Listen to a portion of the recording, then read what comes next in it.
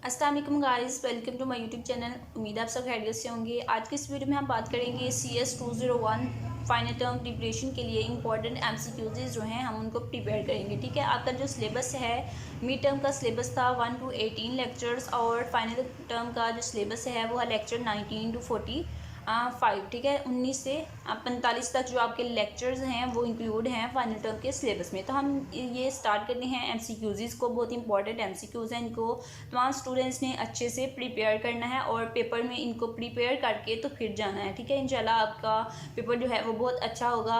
जैसा कि आपके जो 33 MCQs आपके होंगे MCQs, ठीक है, तो 50% से ज़्यादा बन रही हैं, तो इसलिए आपने MCQs को प्रॉपर टाइम देना है। और मेरे ख्याल से तो आपको वो जो आपका सब्जेक्टिव टाइप है, ठीक है, उससे ज़्यादा टाइम आपको MCQs को देना चाहिए, क्योंकि इसका 50% से अबव पोर्शन जो है वो MCQs की बेस पे होगा आपके पेपर का। तो मिड टर्म के पेपर में आपके जितने भी अच्छे नंबर आए हैं, ठीक है, वो इतना मैटर नहीं करता, लेकिन फाइनल टर्म का जो पेपर है उसमें आप लोगों को बहुत मेहनत करनी होगी, बहुत अच्छा पेपर अटैम्प्ट करना होगा, क्योंकि इसका 60% जो है वो आपका कंसीडर किया जाएगा फाइनल टर्म के पेपर का, तो फिर ही आप पास होंगे। ठीक है, लास्ट टाइम भी इसी तरह से हुआ था, 60% था फाइनल टर्म के पेपर का, तो बहुत बुरा रिजल्ट आया था, बहुत से स्टूडेंट्स फेल हो गए थे। ठीक है, तो इस दफ़ा भी 60% है, तो तमाम स्टूडेंट्स ने अच्छे से तैयारी करनी है, मिड टर्म की निस्बत ज़्यादा तैयारी करनी है, ताकि आप लोग पास हो जाएं फाइनल टर्म के पेपर्स में और आपका सेमेस्टर जो है वो वेस्ट ना हो। तो आज की इस वीडियो में है जो हमने करना है वो फाइनल टर्म की प्रिपरेशन है CS 201 की। तो हम स्टार्ट करते हैं अपनी वीडियो को। सबसे पहला जो हमारे पास MCQs है, आई थिंक लेक्चर नंबर 19 से है ये। तो तमाम लेक्चर से MCQs इंक्लूड किए गए हैं और इसको मैंने खुद बनाया है इस फाइल को। ठीक है, MCQs की तो आपके हैंडआउट से तमाम MCQs को मैंने लिया है, तो आपने इनको अच्छे से याद करना है। तो हम फर्स्ट MCQs को स्टार्ट करते हैं, जो कि स्ट्रक्चर के हवाले से है। क्या है कि structure is a collection of dash under a single name. ठीक है, तो स्ट्रक्चर जो है वो कलेक्शन होता है किसकी, अंडर आ सिंगल नेम। तो ये आपके पास एक डेफिनेशन है स्ट्रक्चर की, बहुत इंपॉर्टेंट है। तो इसका जो करेक्ट ऑप्शन होता है वो क्या होता है, वो होता है ओनली वेरिएबल्स। ठीक है, स्ट्रक्चर जो है वो कलेक्शन होता है किसकी, ओनली वेरिएबल्स की, अंडर अ सिंगल नेम। ठीक है, तो इसका जो MCQs हमारे पास करेक्ट होगा वो होगा only variables, option number B. तो इस डेफिनेशन को आप लोगों ने अच्छे से याद करना है, बहुत रिपीट होता है ये MCQs। नेक्स्ट वन MCQs क्या है कि structures are syntactically defined with the word. ठीक है, तो जो हमारे पास स्ट्रक्चर्स होते हैं उनको डिफाइन करने के लिए, जैसे हमारे पास क्लास होती है तो क्लास को डिफाइन करने के लिए हम क्लास का कीवर्ड यूज़ करते हैं। इसी तरह जब हमारे पास स्ट्रक्चर्स होते हैं तो उनको डिफाइन करने के लिए जो हमारे पास कीवर्ड होता है, सिंटैक्टिकली डिफाइन करने के लिए जो हमारे पास वर्ड होता है, कीवर्ड होता है, वो क्या होता है, वो होता है स्ट्रक्ट। ठीक है, यहाँ पे स्पेलिंग इसके गिवन है, तो स्पेलिंग जो है वो आपने अच्छे से देख लेने हैं कि स्ट्रक्चर्स जो होते हैं उनको सिंटैक्टिकली डिफाइन करने के लिए जो हम कीवर्ड यूज़ करते हैं वो कौन सा है, स्ट्रक्ट। ठीक है, स्पेलिंग जो है वो आपने अच्छे से देखने हैं, ये भी बहुत इंपॉर्टेंट MCQs है, बार बार पेपर में रिपीट होता है। नेक्स्ट वन MCQs क्या है कि to access the data members of a structure dash operator is use. ठीक है, तो जब हम स्ट्रक्चर के डाटा मेंबर्स को एक्सेस करते हैं तो उसके लिए हम कौन सा ऑपरेटर जो है वो यूज़ करते हैं, तो वो हमारे पास होता है डॉट ऑपरेटर। ठीक है, अच्छे से याद करना है कौन सा ऑपरेटर हम यूज़ करते हैं, डाटा मेंबर्स को, स्ट्रक्चर के डाटा मेंबर्स को एक्सेस करने के लिए डॉट ऑपरेटर यूज़ करते हैं। नेक्स्ट वन MCQs है कि the precedence of dot operator is higher than the multiply operator. ठीक है, तो यहाँ पे क्या कहा जा रहा है कि ऑर्डर जो है, प्रेसिडेंस जो है, इंपॉर्टेंस जो है वो डॉट ऑपरेटर की ज़्यादा होती है मल्टीप्लिकेशन के ऑपरेटर की निस्बत। यानी कि अगर आपके पास कोई इक्वेशन है, उस इक्वेशन में दो ऑपरेटर्स आ रहे हैं, डॉट का भी और मल्टीप्लिकेशन का भी, तो उन दोनों में से आप कौन सा ऑपरेटर जो है पहले सॉल्व करेंगे, वो आप सॉल्व करेंगे डॉट का, क्योंकि डॉट जो है उसकी हायर प्रेसिडेंस होती है। तो फिर उसके डॉट ऑपरेटर को सॉल्व करने के बाद आप उसको मल्टीप्लाई को करेंगे। ठीक है, तो ये हमारे पास करेक्ट स्टेटमेंट है कि डॉट ऑपरेटर का प्रेसिडेंस जो होता है वो ज़्यादा होती है, ज़्यादा अहमियत होती है, उसको पहले सॉल्व करना होता है एज़ कम्पेयर टू मल्टीप्लिकेशन। ठीक है, तो इम्पॉर्टेंट MCQs है। नेक्स्ट वन हमारे पास क्या है कि वो use int and char interchangeably in our programs by. ठीक है, तो ये जो इंट और कैर है इनको हम यहाँ अपने प्रोग्राम में इंटरचेंजेबली यूज़ करते हैं, कब, जब हम यूज़ करते हैं यूनियंस को। ठीक है, तो यूनियंस में हम क्या करते हैं, हम कैर और इंट को इंटरचेंजेबली अपने प्रोग्राम में यूज़ करते हैं। इसका आंसर होगा यूनियन एंड इम्पॉर्टेंट MCQs है ये भी। नेक्स्ट वन एमसीक्यूज है कि dash bit is a basic unit of memory, ठीक है। तो यहाँ पे ये भी हो सकता है कि dash is a basic unit of memory, तो आप कहेंगे बिट, ठीक है। या फिर ये हो सकता है कि dash is the smallest unit of memory, ठीक है। उस फॉर्म में भी आपका आंसर जो है वो बिट होगा, इसलिए मैंने यहाँ पे ये स्टेटमेंट राइट की है ताकि आप लोग इसको याद कर सकें और दोनों लिहाज से मैं आपको बता सकूँ कि इसके दो एमसीक्यूज बन रही हैं। या तो आ सकता है कि dash is a basic unit of memory, या फिर आ सकता है कि which is the smallest unit of memory, ठीक है। तो वो भी क्या होगा, बिट होगा। उसके बाद नेक्स्ट जो है हमारे पास कुछ ऑपरेटर्स हैं। इन ऑपरेटर्स को भी आपने इन पे भी आपने ध्यान देना है, इनको भी याद करना है कि आपके पास जो बिट वाइज एंड ऑपरेटर होता है उसका सिंबल कौन सा होता है, ठीक है। उसके बाद और बिट वाइज और ऑपरेटर का, ठीक है। तो ये ऑपरेटर्स जो हैं ये आपने याद करने हैं। उसके बाद नॉट ऑपरेटर जो है उसको हम किससे रिप्रेजेंट करते हैं, टिल्डा से। तो ये इंपॉर्टेंट एमसीक्यूज है, एमसीक्यूज में आपसे ये पूछे जा सकते हैं सिंबल, इसलिए मैंने इनको यहाँ पे राइट किया है ताकि आप लोग इसको देख लें और अच्छे से इनको ज़हनशीन कर लें, ताकि अगर आपके एमसीक्यूज ये वाला आए पेपर में तो आप इसको सॉल्व कर सकें। नेक्स्ट वन क्या है कि करेक्टर्स, कैर यानी कि करेक्टर्स, ठीक है। तो कैर्स ये हमारे पास एक डाटा टाइप है। तो chars are enclosing in single quotation mark, ठीक है। तो जो करेक्टर्स होते हैं उनको हम क्लोज करते हैं किसमें, सिंगल कोटेशन मार्क में। ये भी इम्पोर्टेंट लाइन थी, तो इसलिए मैंने इसको भी यहाँ पे लिख दिया है ताकि आप इसको भी अच्छे से प्रिपेयर कर सके। तो ये जो अभी तक जितने मैंने एमसीक्यूज आपको दिखाए हैं ये सब एमसीक्यूज आपको किसी पास पेपर में नहीं मिलेंगे। वो क्यों नहीं मिलेंगे, क्योंकि पास पेपर जो है उनमें लेक्चर 1 to 22 तक एमसीक्यूज मिड टर्म के सिलेबस में थे, और जो फाइनल टर्म का सिलेबस है उस फाइनल टर्म के जो आपको पास पेपर मिलेंगे उसमें सिलेबस होगा कितना, 23 से 45 तक, ठीक है। तो ये जो 19 से 22 तक जो लेक्चर्स हैं वो इंक्लूड नहीं होंगे, वो एमसीक्यूज आपको पास पेपर में, फाइनल टर्म के पास पेपर में नहीं मिलेंगे। इसलिए ये तमाम एमसीक्यूज वो हैं जो लेक्चर नंबर 19 से 22 तक आए हैं, ठीक है। तो ये तमाम एमसीक्यूज अभी तक जितने हमने एमसीक्यूज देखे हैं ये उन लेक्चर्स में से हैं, लेक्चर 19 से 22 तक। मजीद भी हम नेक्स्ट देखेंगे। नेक्स्ट वन एमसीक्यूज क्या है कि execution of statements begins from very first statement and goes on the last element, ठीक है। तो ये कौन सी एग्जीक्यूशन होती है जिसमें क्या होता है कि हम वेरी फर्स्ट स्टेटमेंट से स्टार्ट करते हैं और फिर एक स्टेटमेंट के बाद दूसरी, फिर दूसरी के बाद तीसरी, तीसरी के बाद चौथी। इट्स मीन कि हम सीक्वेंस से स्टेटमेंट्स को एग्जीक्यूट करते हैं। तो वो हम किस में करते हैं, सिक्वेंशियल से, ठीक है। तो सीक्वेंस से ही आपको पता चल गया कि एक के बाद दूसरी, दूसरी के बाद तीसरी, तो एक सीक्वेंस आ रहा है, एक सीक्वेंस से स्टेटमेंट्स जो हैं वो एग्जीक्यूट हो रही हैं। तो ये हमारे पास किस में होता है, ये हमारे पास सिक्वेंशियल एग्जीक्यूशन में होता है।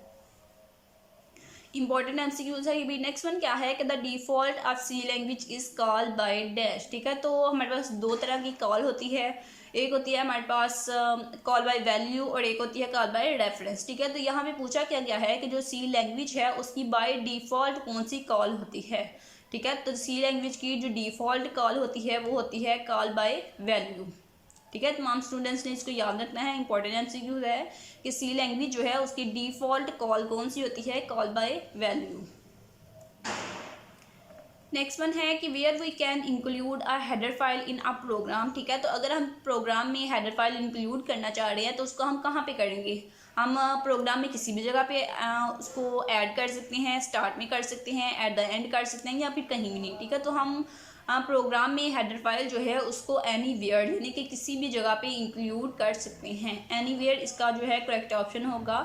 नेक्स्ट वन हमारे पास एमसीक्यूज क्या है कि when an object of a class is defined inside another class then, ठीक है। तो जब हम एक क्लास के अंदर किसी दूसरी क्लास को डिफाइन करते हैं तो उसके लिए हमारे पास क्या स्टेटमेंट्स गिवन है कि constructor of enclosing class will be called first, यानी कि जब हम एक क्लास के अंदर दूसरी क्लास को डिफाइन कर रहे हैं यानी कि नेस्टेड क्लासेस हैं, तो उन नेस्टेड क्लासेस में क्या होगा कि जो अंदर वाली क्लास होगी, एक क्लास के अंदर दूसरी क्लास है तो जो अंदर वाली क्लास है उसका कंस्ट्रक्टर पहले कॉल होगा, ठीक है।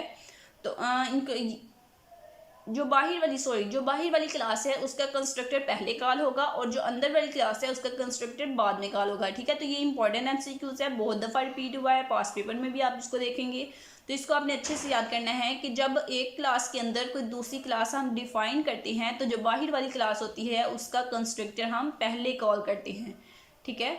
तो जब आपको पूछा जाएगा कि डिस्ट्रक्टर, ये हमारा था कंस्ट्रक्टर, अगर आपके पास आपसे पूछा जाएगा कि एक क्लास के अंदर कोई दूसरी क्लास डिफाइन है तो उसका डिस्ट्रक्टर किस तरह से कॉल होगा, तो डिस्ट्रक्टर जो है वो अंदर वाली क्लास का इनर क्लास का, इनर ऑब्जेक्ट का पहले कॉल होगा, ठीक है। कंस्ट्रक्टर जो है वो बाहर वाली क्लास का पहले कॉल होगा, और जो डिस्ट्रक्टर है जो डिलीट करता है वो किसका कॉल पहले होगा, इनक्लोजिंग क्लास का, यानी कि इनर का, ठीक है, जो अंदर वाली क्लास होगी उसका। नेक्स्ट वन एमसीक्यूज हम देखते हैं कि क्या है। We can also do conditional compilation with pre processor directories. तो जी बिल्कुल, जो हमारे पास प्री प्रोसेसर डायरेक्टरीज होती हैं उनके साथ भी हम कंडीशनल कंपाइलेशन कर सकते हैं। प्री प्रोसेसर डायरेक्टरीज क्या होती हैं, जैसे हमारे पास एक हैश होता है, ठीक है, हैश क्या है, एक प्री प्रोसेसर डायरेक्टरी है, ठीक है। तो प्री प्रोसेसर डायरेक्टरीज जो होती हैं उनके साथ हम कंडीशनल कंपाइलेशन जो है वो कर सकते हैं। उसके बाद नेक्स्ट क्या है कि the input output stream cin and cout are, ठीक है। तो ये हमारे पास ऑपरेटर्स हैं, फंक्शंस हैं, ऑब्जेक्ट्स हैं, क्या हैं, क्लासेस हैं, क्या हैं, ठीक है। तो ये एमसीक्यूज इंपॉर्टेंट है कि जो हमारे पास हम इनपुट के लिए हम यूज़ करते हैं सी इन, और आउटपुट के लिए हम यूज़ करते हैं सी आउट, ठीक है। ये बात भी आपने याद रखनी है कि सी इन हम यूज़ करते हैं इनपुट के लिए, सी आउट हम यूज़ करते हैं आउटपुट स्ट्रीम के लिए। तो ये जो सी इन है और सी आउट है ये क्या है, ये दो फंक्शंस हैं, ठीक है। तो एमसीक्यूज में आपने क्या याद करना है कि सी इन और सी आउट जो है वो दो फंक्शंस हैं। नेक्स्ट वन क्या है कि member functions are dash of a class, ठीक है। तो जो मेंबर फ्रेंड फंक्शंस होते हैं, ठीक है, फ्रेंड फंक्शन जो होते हैं क्लास के वो क्या होते हैं, वो होती हैं non member function of a class, ठीक है। तो फ्रेंड फंक्शंस क्या होती हैं, non member functions of a class, वो क्लास के मेंबर फंक्शन नहीं होते। इस एमसीक्यूज को आपने याद करना है, बहुत इंपॉर्टेंट है। नेक्स्ट वन क्या है कि new and delete are dash whereas malloc and free are dash, ठीक है।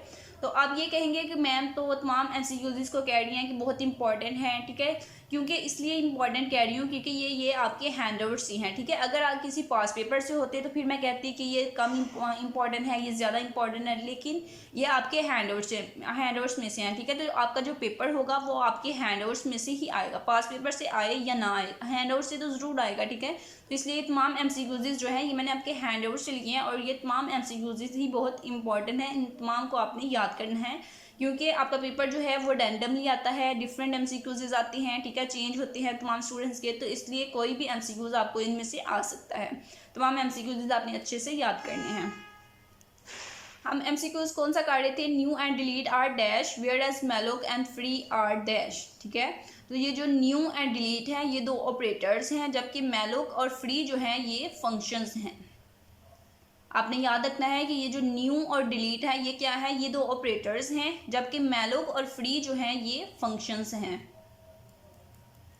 नेक्स्ट वन है कि there is a pointer variable named ptr of type int, ठीक है, कि हमारे पास एक पॉइंटर वेरिएबल है जिसका नेम ptr है और उसकी टाइप जो है वो इंट है।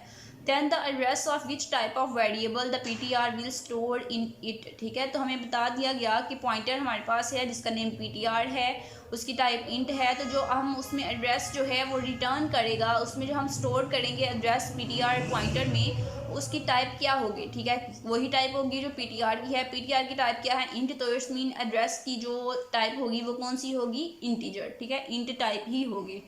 तो बहुत बेसिक ये एमसीक्यूज था, आपकी स्टेटमेंट में ही इसका आंसर मौजूद था। तो इसका आंसर क्या है कि variable of type int. Next one क्या है कि template class can not have static variables, ठीक है। तो जो टेम्पलेट क्लास होती है उसमें स्टैटिक वेरिएबल्स होते हैं, तो इट्स मीन कि ये स्टेटमेंट जो है ये फॉल्स है कि टेम्पलेट में स्टैटिक वेरिएबल्स नहीं होते, ये स्टेटमेंट फॉल्स है। नेक्स्ट वन क्या है कि in a group of nested loops which loop is executed the most number of times, ठीक है।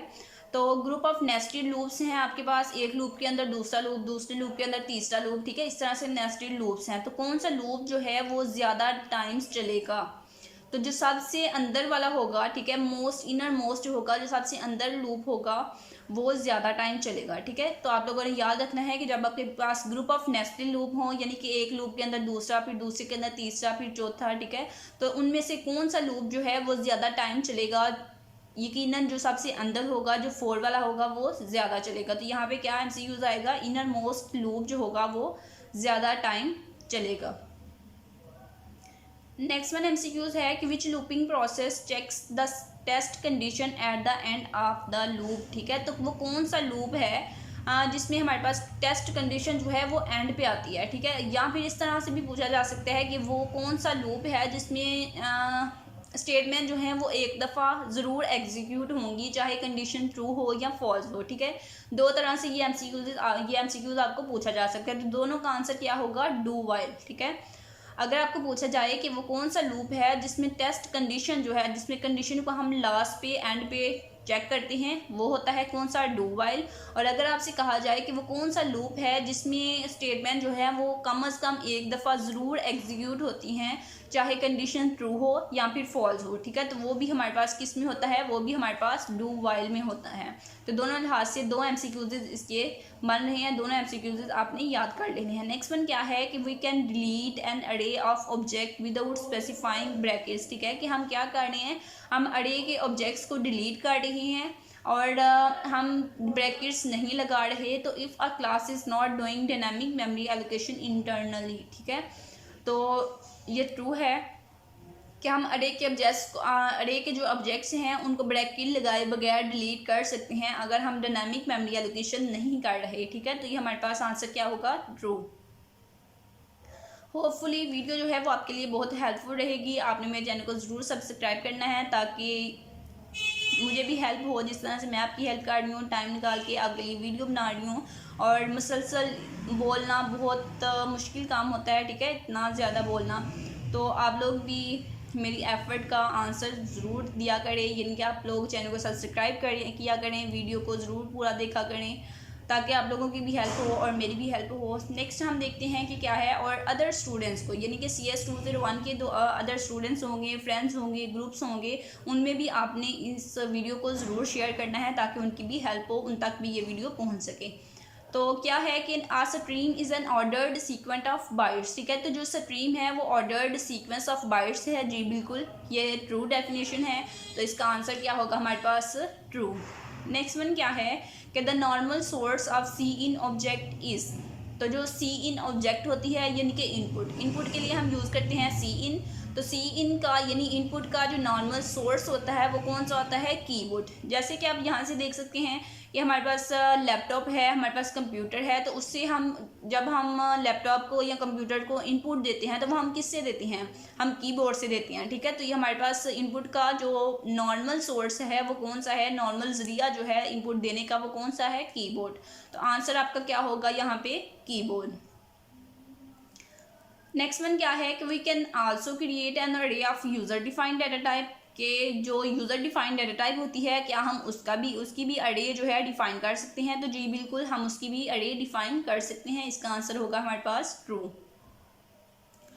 ये तमाम MCQs मोस्ट रिपीटेड हैं।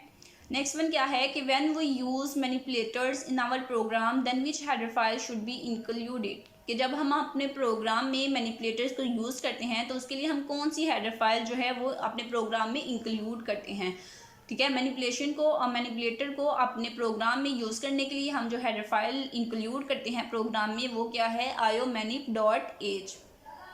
iomanip.h, इसको आपने याद कर लेना है कि ये हेडर फाइल जो है ये हम इंक्लूड करते हैं जब हम अपने प्रोग्राम में मैनिपुलेटर्स को यूज़ करते हैं। नेक्स्ट वन क्या है कि if num is an integer variable then num plus plus means, ठीक है, कि अगर नम जो है वो हमारे पास एक इंटीजर वेरिएबल है, इंटीजर टाइप का, तो देन नम प्लस प्लस का क्या मतलब होगा, ठीक है। तो नम एक वेरिएबल है, तो नम के आगे दो प्लस प्लस हैं, यानी कि नम जो वेरिएबल है उसमें हमने इंक्रीमेंट करना है, यानी कि हमारे पास जो नम वेरिएबल है उसमें हमने इंक्रीमेंट करना है कितने का, 1 का, ठीक है। तो नम में हमने इंक्रीमेंट करना है 1 का, यानी कि नम की जो वैल्यू है उसमें हम 1 का इंक्रीमेंट करेंगे। नेक्स्ट वन है हमारे पास, if the return type of a function is void then it means that it will, ठीक है। अगर किसी फंक्शन की रिटर्न टाइप जो है वो वॉइड होगी तो इसका क्या मतलब होगा, तो इसका मतलब होगा कि वो जो फंक्शन है वो कुछ भी रिटर्न नहीं करेगा, यानी कि रिटर्न्स नो डाटा, ठीक है। अगर किसी फंक्शन की रिटर्न टाइप जो है वो वॉइड होगी तो उसका मतलब होगा कि वो फंक्शन जो है वो कुछ भी रिटर्न नहीं करेगा। तो यहाँ पे हमारे पास जो करेक्ट आंसर होगा वो होगा कि return no data type. Next one है which of the following is a valid class declaration. तो आपको ये पता होना चाहिए कि क्लास को आप किस तरह से डिक्लेयर करते हैं, ठीक है। क्लास को डिक्लेयर करने का सिंटैक्स क्या है, ये इंपॉर्टेंट है। उसके बाद आपको स्ट्रक्चर जो है उनका भी सिंटैक्स पता होना चाहिए आपको, कि स्ट्रक्चर को आप किस तरह से डिक्लेयर करते हैं, किस तरह से उसकी डिक्लेरेशन होती है। ये आपको क्वेश्चन में भी, शॉर्ट क्वेश्चन में भी पूछा जा सकता है, ठीक है। तो एमसीक्यूज के लिहाज से भी पूछा जा सकता है। तो यहाँ पे हमसे पूछा गया है कि क्लास डिक्लेरेशन, ठीक है। तो आपको पता होना चाहिए क्लास की डिक्लेरेशन जब हम करते हैं तो सबसे पहले हम लिखते हैं क्या, क्लास का कीवर्ड और सी कैपिटल नहीं लिखना, स्मॉल लिखना है, ठीक है। तो पहले क्लास कीवर्ड लिखना है, फिर क्लास नेम। यहाँ पे क्लास नेम ए है तो क्लास नेम बी भी हो सकता है, जो भी क्लास का नेम होगा, ठीक है। पहले अपने क्लास कीवर्ड लिखना है, फिर क्लास का नेम जो भी होगा वो, उसके बाद ब्रैकेट, ठीक है। उसके बाद आपने इंट टाइप का कोई वेरिएबल है वो डिक्लेयर करवाया है। उसके बाद जब आपने किसी वेरिएबल को इनिशियलाइज करना है, डिक्लेयर करना है, ठीक है, तो उसके बाद आपने क्या करना है, आपने सेमी कॉलन लगाना है। उसके बाद फिर ये क्लोजिंग ब्रैकेट लगानी है और फिर सेमी कॉलन, ठीक है। तो ये हमारे पास क्या है, ये एक वैलिड क्लास डिक्लेरेशन है। नेक्स्ट वन आप देखें, यहाँ पे ये भी एक वैलिड क्लास डिक्लेरेशन नहीं है, ठीक है, क्योंकि यहाँ पे सेमी कॉलन नहीं है, यहाँ पे भी सेमी कॉलन नहीं है। और क्लास को जब हम डिक्लेयर करते हैं तो हम पब्लिक कीवर्ड यूज़ नहीं करते। तो इसी तरह से ये जो है यहाँ पे ऑब्जेक्ट कीवर्ड यूज़ किया गया है क्लास नेम्स वैल्यू, तो ये भी हमारे पास रॉन्ग है, ये भी हमारे पास वैलिड डिक्लेरेशन नहीं है। तो जो हमारे पास वैलिड डिक्लेरेशन है वो कौन सी है, फर्स्ट वाली। नेक्स्ट वन है कि automatic variables are created on, ठीक है। तो जो ऑटोमेटिक वेरिएबल्स होते हैं वो हम कहाँ पे क्रिएट करते हैं, स्टैक पे। इंपॉर्टेंट एमसीक्यूज है कि automatic variables are created on stack. Next one है कि we can also define a user defined manipulator. क्या हम यूज़र डिफाइंड मैनिपुलेटर्स को डिफाइन कर सकते हैं, तो जी बिल्कुल, हम यूज़र डिफाइंड मैनिपुलेटर्स को भी डिफाइन कर सकते हैं। नेक्स्ट वन है कि the static data members of a class are initialized at, ठीक है। तो जो स्टैटिक डाटा मेंबर्स होते हैं क्लास के, उनको हम इनिशियलाइज करते हैं एट फाइल स्कोप, और उनको जस्ट एक दफ़ा ही इनिशियलाइज किया जाता है, ठीक है।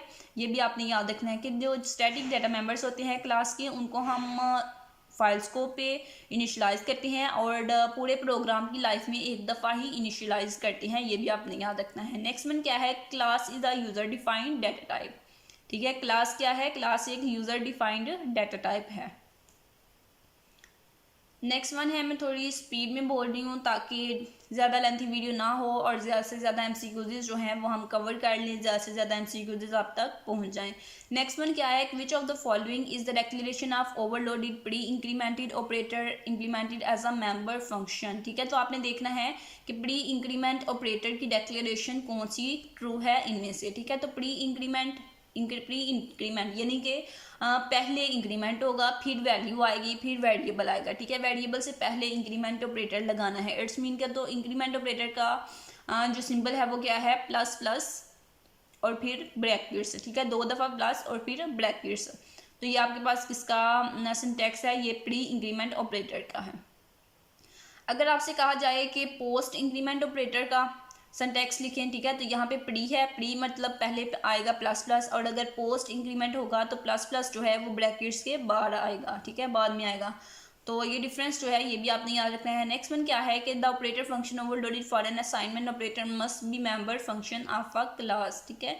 असाइनमेंट ऑपरेटर जो होता है वो must be member function of class होता है। नेक्स्ट वन क्या है कि for non member operator function object on left side of operator may be all of the given options. Next one है कि विच of the following statement is best regarding declaration of French function. तो French function की जो यहाँ से correct definition होगी वो आपने बतानी है। तो फ्रेंच फंक्शन की जो हमारे पास करेक्ट डेफिनेशन होती है वो क्या होती है कि फ्रेंच फंक्शन को हम क्लास में किसी भी जगह पे डिक्लेयर कर सकते हैं और उस फ्रेंच फंक्शन की वजह से पब्लिक और प्राइवेट कीवर्ड्स जो हैं वो अफेक्टेड नहीं होते। नेक्स्ट वन है कि like member functions dash can also access the private data members of a class, ठीक है। तो मेंबर फंक्शंस की तरह जो फ्रेंड फंक्शंस होते हैं वो भी क्लास के प्राइवेट डाटा मेंबर्स को एक्सेस कर सकते हैं क्योंकि वो क्लास के फ्रेंड फंक्शंस होते हैं। नेक्स्ट वन क्या है कि द नेम ऑफ एन अरे represents address of first allocation of अरे एलिमेंट की, यानी कि जो अरे का नेम होता है वो अरे के फर्स्ट एलिमेंट की लोकेशन को रिप्रेजेंट करता है। तो जी बिल्कुल, अरे का जो नेम होगा वो अरे के फर्स्ट एलिमेंट को रिप्रेजेंट करेगा, फर्स्ट एलिमेंट के एड्रेस को। तो हमारे पास यहाँ पे क्या आंसर आएगा? ट्रू। नेक्स्ट वन क्या है कि if we do not mention any return type with a function, ठीक है, अगर किसी फंक्शन के साथ हम रिटर्न टाइप जो है उसको मेंशन नहीं करते तो उसके बाद साथ जो बाय डिफ़ॉल्ट जो रिटर्न टाइप होगी वो कौन सी होगी? इंट। ठीक है, अगर किसी फंक्शन के साथ हम रिटर्न टाइप जो है उसको मेंशन नहीं करते तो बाय डिफ़ॉल्ट उसकी जो टाइप होगी वो कौन सी होगी? इंट। नेक्स्ट वन है क्या template function must have at least one generic data type. A template function must have at least one generic data type. Next है what is the sequence of events when deallocating memory using delete operator। ठीक है, what is the sequence of events when deallocating memory using delete operator। जब हम delete operator को use करके memory को deallocate करते हैं तो उसके लिए हमारे पास इवेंट्स का क्या सीक्वेंस होता है? ठीक है, तो सीक्वेंस ये होता है कि जो हमारे पास डिस्ट्रक्टर है वो फर्स्ट कॉल होगा बिफोर एलोकेटिंग मेमोरी। ठीक है, पहले हम डिस्ट्रक्टर को कॉल करेंगे, ठीक है, फिर जो है वो मेमोरी डी एलोकेट होगी, मेमोरी फ्री होगी। तो ये सीक्वेंस जो है ये भी आपने याद रखना है, इंपॉर्टेंट है, रिपीटेड एमसीक्यूज है। नेक्स्ट वन है new and delete operator can not be overloaded as member function. तो ये फॉल्स है क्योंकि हम इनको ओवरलोडेड कर सकते हैं, तो ये हमारे पास क्या होगा? फॉल्स। उसके बाद हमारे पास क्या है? What is the sequence of events when allocating memory using new operator. तो वहाँ पे हमारे पास क्या था कि जब हम डिलीट ऑपरेटर को यूज़ करते हैं मेमोरी को डी एलोकेट करने के लिए, मेमोरी को फ्री करने के लिए, तो हमारे पास सीक्वेंस क्या होता है? तो होता है डिस्ट्रक्टर पहले कॉल होता है, फिर मेमोरी डी एलोकेट होती है। लेकिन यहाँ पे क्या है कि जब हम न्यू ऑपरेटर को यूज़ करके मेमोरी को एलोकेट करते हैं तो तब हमारे पास इवेंट क्या होता है? सीक्वेंस क्या होता है? तो वो हमारे पास सीक्वेंस होता है कि मेमोरी जो है वो पहले एलोकेट कर दी जाती है और फिर उसके बाद जो है कंस्ट्रक्टर को कॉल किया जाता है। इंपॉर्टेंट एमसीक्यूज है, याद रखिएगा, हो सकता है आपके पेपर में ये आ जाए। ठीक है, क्योंकि किसी ना किसी के पेपर में तो ये आना है। ठीक है, क्योंकि एमसीक्यूज जो हैं वो रैंडमली होते हैं, चेंज होके आते हैं, तो आपके हैंड ओवर से ये एमसीक्यूज है तो डेफिनेटली किसी ना किसी स्टूडेंट को तो ये आएगा ही। नेक्स्ट वन क्या है कि in functions that return reference use dash variables. ठीक है, तो in functions that return reference, वो फंक्शन जो रेफरेंस को रिटर्न करती हैं वो कौन से वेरिएबल्स को यूज़ करते हैं? लोकल को, ग्लोबल को, या फिर स्टैटिक को। ठीक है, तो वो फंक्शन जो रेफरेंस रिटर्न करती हैं वो यूज़ करते हैं कौन से? ग्लोबल या फिर स्टैटिक वेरिएबल्स को। नेक्स्ट वन आपके पास है कि प्लस मेंबर ऑपरेटर जो है उसकी डिक्लेरेशन हम किस तरह से करते हैं। तो उसकी डिक्लेरेशन का जो सिंटैक्स है वो यहाँ पे मैंने राइट किया है, ये सिंटैक्स आप लोगों ने याद कर लेना है प्लस मेंबर फंक्शन ऑपरेटर के लिए।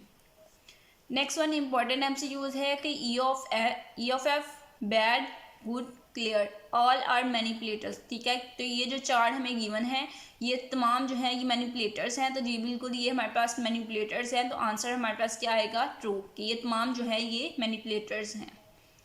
उसके बाद है कि when a pointer is incremented, कि जब हम किसी पॉइंटर में इंक्रीमेंट करते हैं तो increment it actually jumps the number of memory addresses. ठीक है, तो वो इंक्रीमेंट जो है वो मेमोरी में किस तरह से जंप होगा, किस लिहाज से होगा, यानी कि अगर हम इंट डाटा टाइप जो है इंट पॉइंटर जो है उसमें इंक्रीमेंट कर रहे हैं तो कितने नंबर का इंक्रीमेंट होगा, अगर हम कैर में कर रहे हैं तो उसमें डबल में कर रहे हैं तो उसमें कितना जंप होगा, कितने नंबर ऑफ मेमोरी जो है वो इंक्रीमेंट होगी। तो ये सब किसके लिहाज से होता है? ये डाटा टाइप के लिहाज से होता है। ठीक है, तो ये आपने याद रखना है, जब हम पॉइंटर में इंक्रीमेंट करते हैं तो वो अकॉर्डिंग टू डाटा टाइप होता है इंक्रीमेंट।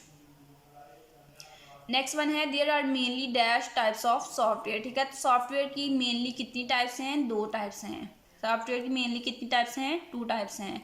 नेक्स्ट वन है हमारे पास seek, G and write are functionality. ठीक है, तो जिस दो फंक्शन है हमारे पास सीक, जी और राइट, तो इन दोनों की फंक्शनैलिटी जो है वो दोनों की डिफरेंट होती है। तो ये आपने याद रखना है कि सीक, जी और राइट जो है इन दोनों की फंक्शनैलिटी एक दूसरे से डिफरेंट होती है। उसके बाद है कि templates are not type safe. तो ये फॉल्स है क्योंकि टेम्पलेट्स जो हैं वो टाइप सेफ होते हैं। ठीक है, तो टेम्पलेट्स क्या होती हैं? वो टाइप सेफ होते हैं। ये थी हमारी आज की वीडियो जिसमें मैंने आपको फाइनल टर्म की प्रिपरेशन के लिए CS 201 की फाइनल टर्म की प्रिपरेशन के लिए इंपॉर्टेंट MCQs जो हैं वो प्रोवाइड किए हैं। तो होपफुली ये MCQs जो हैं आपके लिए बहुत हेल्पफुल रहेंगे, ठीक है, क्योंकि आपके फाइनल टर्म के पेपर बहुत ही करीब हैं और बहुत अच्छी तैयारी जो है वो आपकी इन MCQs से होगी। आपने मेरे चैनल को ज़रूर सब्सक्राइब करना है और वीडियो को लास्ट तक देखना है और पेपर में जाने से पहले वीडियो को ज़रूर कंप्लीट देखना है और MCQs को याद करना है, ताकि आप लोगों को इसमें से ज़्यादा MCQs आएँ और ज़्यादा से ज़्यादा आपका फाइनल टर्म का पेपर जो है वो अटैम्प्ट हो। मज़ीद वीडियोस के लिए, मज़ीद सब्जेक्ट की प्रिपरेशन के लिए, फ़ाइनल टर्म की वीडियोस के लिए, क्विज़ेस, असाइनमेंट, GDB के सॉल्यूशंस के लिए आपने मेरे चैनल को ज़रूर सब्सक्राइब करना है और चैनल के साथ अटैच हो जाना है, ताकि आपको नेक्स्ट मज़ीद वीडियोस जो हैं वो आप तक पहुँचती रहें आपकी स्टडी के हवाले से।